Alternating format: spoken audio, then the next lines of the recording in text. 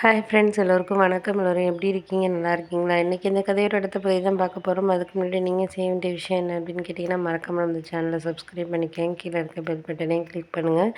அப்போ தான் நான் போடுற வீடியோஸ் எல்லாமே உடனுக்குடனே உங்களுக்கு நோட்டிஃபிகேஷன் வரும். ஸோ மறக்காமல் சேனலை சப்ஸ்கிரைப் பண்ணிவிட்டு வீடியோ பாருங்கள் ஃப்ரெண்ட்ஸ். வாங்க நம்ம கதைக்குள்ளே போகலாம். நான் அண்ணங்கிட்ட சொன்னேன், இந்த மாதிரி அந்த இடத்துலையே நம்ம கடை ஆரம்பிக்கலான்னு. எவ்வளோ அட்வான்ஸாக இருந்தாலும் பரவாயில்ல, நம்ம கொடுத்து நம்ம ஆரம்பிப்போனே அப்படின்னு சொன்னேன். அதுக்கு அவர் சொன்னார், இது மாதிரி அதெல்லாம் ஓகே தான்டா, ஆனால் வேறு ஒருத்தர் அதுக்குள்ளே அட்வான்ஸ் கொடுத்துட்டாங்க அப்படின்னு சொல்லிட்டு என் ஃப்ரெண்டு சொல்கிறான் அப்படின்னோடனே, இல்லைண்ணே, வேறு ஒருத்தர் அட்வான்ஸ் கொடுத்தா நம்ம அவங்ககிட்ட பேசி பார்க்கலாம். ஏன்னா அந்த இடம் நல்ல இடம், நம்ம கேட்டாலும் கிடைக்காது. அது மாதிரி இடத்துல நம்ம கடை ஸ்டார்ட் பண்ணோன்னா தான் ஓரளவு நம்மளுக்கு நல்லாயிருக்கும்.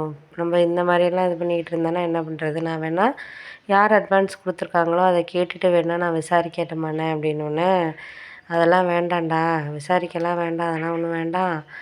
ஏன்னா ஒருத்தர் அட்வான்ஸ் கொடுத்தத போய் நம்ம இப்போ நம்ம அட்வான்ஸ் கொடுத்துருக்கோம், அதை போய் நீங்கள் வேண்டாம், நீங்கள் எங்களுக்கு விட்டு கொடுங்க அப்படின்னு சொன்னால் நம்ம மனநிலை எப்படி இருக்கும்? அவங்களும் அதை மாதிரி கடை ஆரம்பிக்கணும்னு தானே இது பண்ணியிருப்பாங்க. அதனால் அதெல்லாம் வேண்டாம், நம்ம வேறு இடம் பார்த்துக்குவோம்டா அப்படின்னு சொல்லிட்டு சொன்னாங்க. சரின்னு சொல்லிவிட்டு நானும், என்னடா இப்படி அண்ணன் திடீர்னு சொல்கிறாரு அப்படின்னு சொல்லிவிட்டு நான் கொஞ்சம் யோசிச்சுக்கிட்டே இருந்தேன். அப்போ யோசித்ததுக்கப்புறம் தான் எனக்கு ஒரு ஐடியா தோணுச்சு. அந்த ஓனர்கிட்டயே போய் கேட்டால் என்ன, யார் அட்வான்ஸ் கொடுத்துருக்காங்க, அண்ணனுக்கு தெரியாமல் விசாரித்தா என்ன அப்படின்னு சொல்லிவிட்டு நான் கொஞ்சம் அதுக்கப்புறம் போய் கேட்டேன். அண்ணனுக்கு தெரியாமல் போய் கேட்டோன்னே அவர் சொன்னார், இது மாதிரி இங்கே பக்கத்து ஏரியாவில் இருக்கவங்க தான்ப்பா, அவங்க சும்மா எப்படி சொல்கிறது, சும்மா ஒரு இதுக்காக தான் இது பண்ணியிருக்காங்க போல இருக்குது.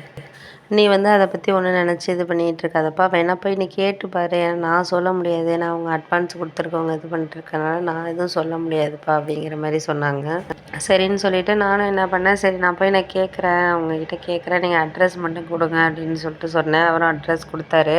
சரின்னு சொல்லிட்டு நான் பக்கத்தில் தானே அப்படின்னு சொல்லிட்டு போய் பார்த்தேன். அவங்க சொன்னாங்க, இது மாதிரி என்னப்பா என்ன விஷயமா வந்திருக்கீங்க அப்படின்னு போனோடனே கேட்டாங்க. ஏன் இது மாதிரி சொன்னோன்னா அவங்க சொன்னாங்க, அப்படியாப்பா, சரி சரி, எனக்கு நானும் சும்மா பசங்கள்லாம் வெளிநாட்டில் இருக்காங்க, சரி ஏதாச்சும் மாஸ்டரை வச்சு கடை இது பண்ணலாம் அப்படிங்கிறது தான் நான் நினச்சிக்கிட்டு இருந்தேன் அப்படிங்கிற மாதிரி சொன்னார்.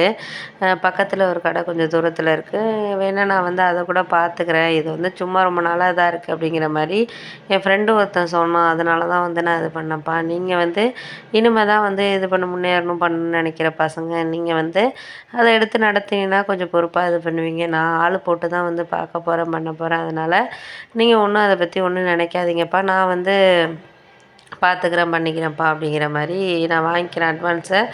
நீங்கள் எனக்கு அந்த அட்வான்ஸை கொடுத்துட்றீங்களா, அவர்கிட்ட நீங்கள் இது பண்ணிக்கிறீங்களா அப்படிங்கிற மாதிரி சொன்னார் அவர். அதை கேட்டோன்னே எனக்கு கொஞ்சம் சந்தோஷமாயிட்டு, பரவாயில்ல, நம்ம கேட்டதும் ஒரு நல்லா தான் இருக்குது. அண்ணன் பேச்சை கேட்டுட்டு இல்லை அப்படின்ட்டு இருந்திருந்தோன்னா இந்த வாய்ப்பு நம்மளுக்கு கிடைச்சிருக்காது அப்படின்னு சொல்லிட்டு, அப்புறம் நான் அவர் 10,000 வாங்கினதை நான் மறுநாளே நான் கொண்டாந்து கொடுக்குறேன் அப்படின்னு சொல்லிட்டு வந்துட்டேன். வந்ததுக்கப்புறம் அண்ணங்கிட்ட சொன்னோன்னே அண்ணன் ரொம்ப சந்தோஷமாக இருந்தார். ஏன்னா அவருக்கு ஆசை அந்த இடத்துல கடை ஆரம்பிக்கணுங்கிற ஒரு எண்ணம் இருந்துச்சு. ஆனால் இது யாரோ அட்வான்ஸ் கொடுத்துட்டாங்கன்னு சொன்னோன்னா அவர் அந்த மனசை மாற்றிக்கிட்டார். இப்போ திருப்பி அந்த கடை நமக்கு கிடச்சிட்டு அப்படிங்கிறப்போ ஒரு மாதிரி சந்தோஷமாக ஃபீல் பண்ணார். ரொம்ப சந்தோஷமாக இருந்தார். எனக்கே இதாக இருந்துச்சு, என்னடா இது இந்தளவுக்கு நம்ம இது பண்ணுறாங்களே அப்படின்னு சொல்லிட்டு. அண்ணன் அப்போ தான் சொன்னார், அதுக்கப்புறம் என்னென்ன பண்ணணும் செய்யணும்னு அவர் ஒவ்வொரு விஷயமா சொல்கிறப்ப தான் எனக்கு தெரிஞ்சிச்சு. அவர் இப்போ இந்த கடையில் இது பண்ணணும் அப்படிங்கிற ஒரு எண்ணத்தில் தான் இருந்திருக்காரு.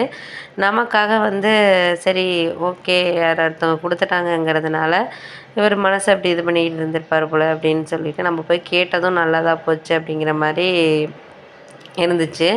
அப்புறம் ஒரு 2-3 நாளைக்கு அப்புறம் அவருக்கு பணம்லாம் கொடுத்ததுக்கப்புறம் இவர்கிட்ட கடை ஓனர்கிட்ட போயிட்டு இதெல்லாம் சொன்னதுக்கப்புறம், ரொம்ப நல்லதாக போச்சுப்பா, நீங்களே பேசிக்கிட்டீங்க, இதே நான் போய் சொல்லியிருந்தேன்னா அவர் ஏற்றுக்கிட்டு இருக்க மாட்டார், நம்ம ஏதோ அட்வான்ஸை வாங்கிட்டு இது பண்ணுற மாதிரி என்ன பேசியிருப்பார், அதனால் நீங்களாக பேசிக்கிட்ட வரைக்கும் ரொம்ப சந்தோஷம்தான்ப்பா அப்படிங்கிற மாதிரி சொன்னோன்னே, ஆமாங்க, நாங்கள் அது மாதிரி பேசிக்கிட்டோன்னா அவர் புரிஞ்சுக்கிட்டாரு. ஏன்னா அவர் பசங்கள்லாம் வெளிநாட்டில் இருக்காங்களாம், சும்மா ஒரு பொழுதுபோக்குக்காக தான், ஏதோ ஒரு பணத்தை என்ன பண்ணுறதுங்கிறது மாதிரி தெரியாமல் அந்த பசங்க ஏதோ நம்ம அப்பாவுக்கு ஒரு இது இருக்கட்டும், நேரம் கொஞ்சம் இதாகட்டுங்கிறனால மாஸ்டர் போட்டு இது பண்ணலாம் அப்படிங்கிற மாதிரி இது பண்ணியிருக்காங்க அப்படின்னோடனே, அப்படியா இருந்தால் அது உங்களுக்கு எது இதோ அதை பார்த்துக்கங்கப்பா நீங்கள் அப்படிங்கிற மாதிரி இது பண்ணோன்னே, இனிமேல் ஒன்றும் பிரச்சனை கிடையாது, நீங்கள் எப்போதும் போல் இது பண்ணிக்கலாம். ஒன்றும் அத பத்தி ஒண்ணும் இது கிடையாது அப்படிங்கிற மாரி சொன்னோனே, சரி ஓகேன்னு சொல்லிட்டு நாங்களும் வந்து இது பண்ணோம். அப்புறம் ஒரு 2, 3 நாளைக்கு அப்புறம் வந்து கடைக்கு தேவையான அந்த பாத்திரம் எல்லாம் வாங்குறதுக்காக அண்ணன் நானும் வந்து கடத்தெரு போயிட்டுருந்தோம். போனதுக்கு அப்புறம் இடையில சித்தப்பாவ பார்த்தோம். இது மாரி வந்து "என்ன எனக்கு கடையெல்லாம் பார்த்தாச்சாமே, கேள்விப்பட்டேன்" என்ன அப்படின்னேன். "ஆமா சித்தப்பா, நீங்க கேள்வி மட்டும் தான் படுறீங்க. எதுவும் அதுக்கப்புறம் ஃபோன் பண்ணி கூட பேச மாட்டேங்கிறீங்க முன்னாடி மாரிலாம்" அப்படின்னு சொல்லிட்டு சொன்னோம்.